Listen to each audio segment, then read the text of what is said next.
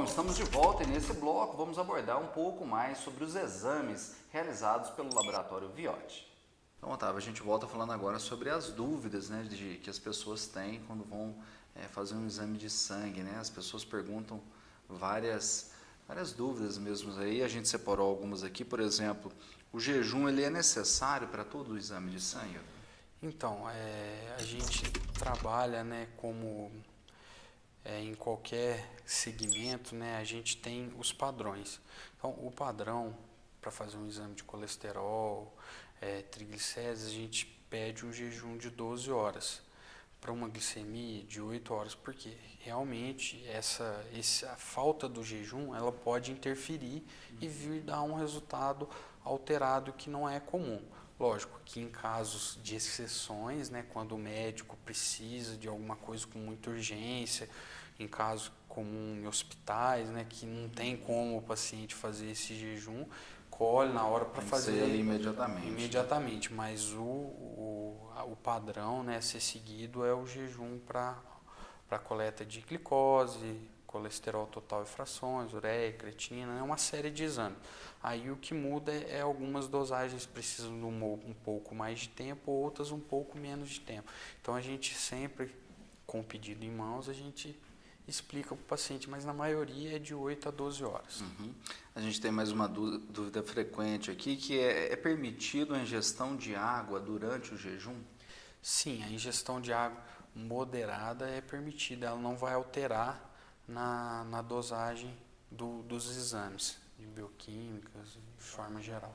O café ou o chá, mesmo sem açúcar, ele interrompe o jejum? Ele interrompe, sim, em alguns exames ele faz dá as dosagens alteradas, então o café e o chá não pode. Está suspenso. Está suspenso.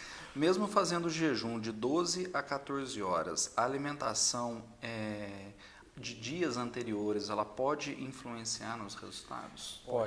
Pode sim. Em alguns casos, às vezes o consumo exagerado, alguns dias de carboidratos, doce, pode interferir diretamente nas dosagens de glicose e triglicérides.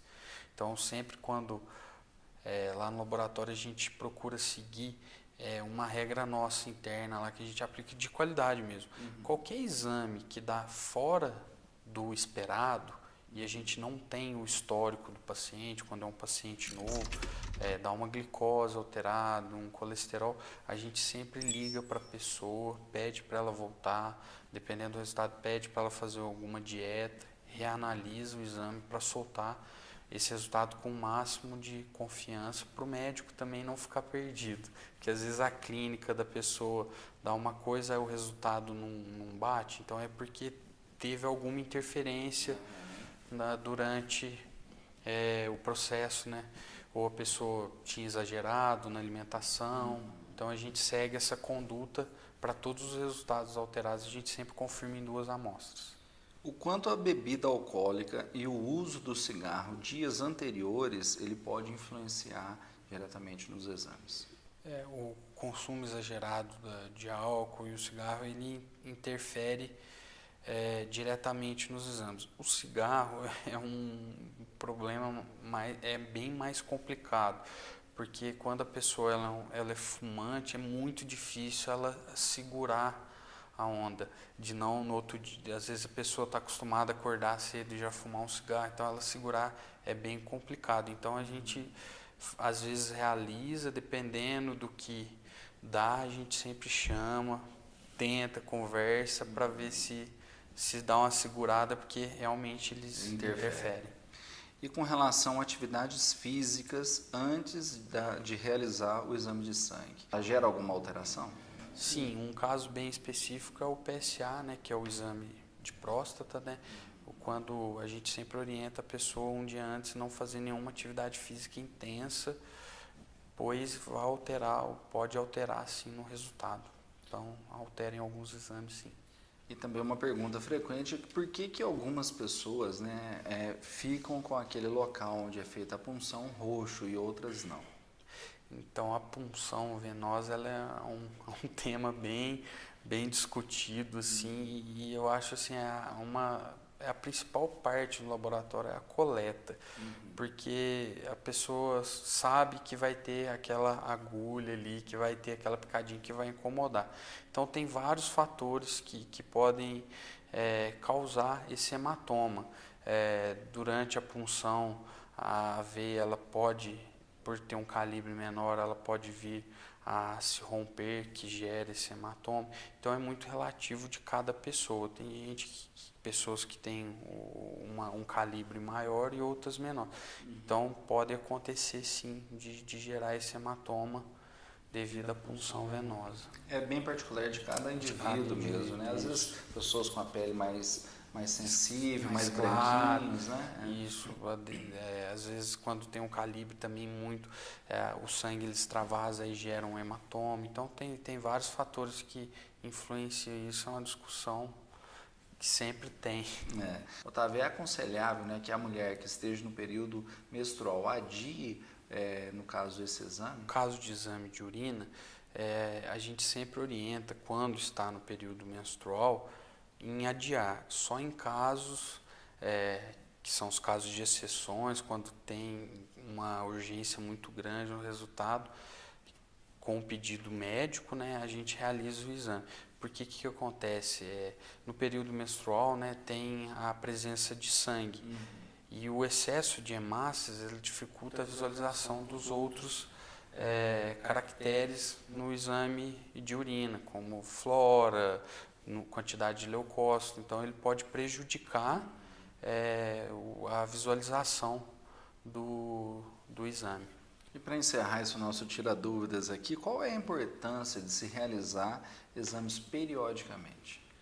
A gente sempre orienta, né, em pessoas com um quadro estável, né, que nunca tiveram nenhum problema, e sempre estar fazendo pelo menos uma vez ao ano para estar fazendo esse acompanhamento, porque hoje nós, de uma forma geral, acabamos às vezes nos desregrando, né, na alimentação, abusando um pouco dos doces. Então a gente sempre tá prevenindo, porque a prevenção ela sai muito mais em conta de todas as formas do que o tratamento propriamente dito. Você sofre menos, você gasta menos, melhora a saúde de uma forma geral, inclusive para a população, para a cidade, para o país. E também assim, você previamente, vamos assim dizer, detectando alguma doença ou alguma possível variação aí, né? A gente fala muito do que você falou da parte de doce, olha, você está exagerando um pouco. Então você não é ainda, vamos assim dizer, diabético, mas você pode se tornar devido à contínua desses exageros, né? Exatamente, facilita, né, no cuidado, né, porque você fala, nossa, estou exagerando um pouquinho, aí você dá uma segurada, aumenta a prática de atividade física, então isso tudo faz estabilizar, né, o organismo. Agora, quando você não faz essa prevenção e já está num quadro, então para você voltar é muito mais difícil. E falando também de prevenção, às vezes as pessoas têm alguma intolerância alimentar por determinados alimentos aí e não sabem. Você também faz esse tipo de exame? Hoje nós temos um exame bem diferenciado, né, focado nessa parte de intolerância alimentar, que antigamente nós fazíamos os IgEs, né? O IgE, ele é um exame, como se diz, ele é de momento. Ele tem eficácia quando a pessoa está na crise de uma alergia.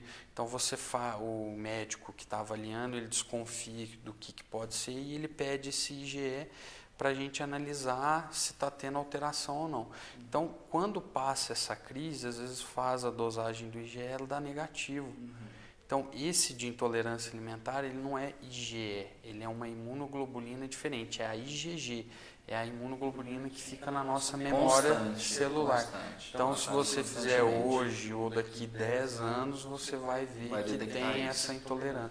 Então, ele vai falar se é uma intolerância leve, moderada, severa, qual tipo de alimento você pode trocar. Então, é um ganho muito grande. E ela consegue, assim, só para efeito de curiosidade, mapear aproximadamente detectar aí aproximadamente quantos tipos de alimentos?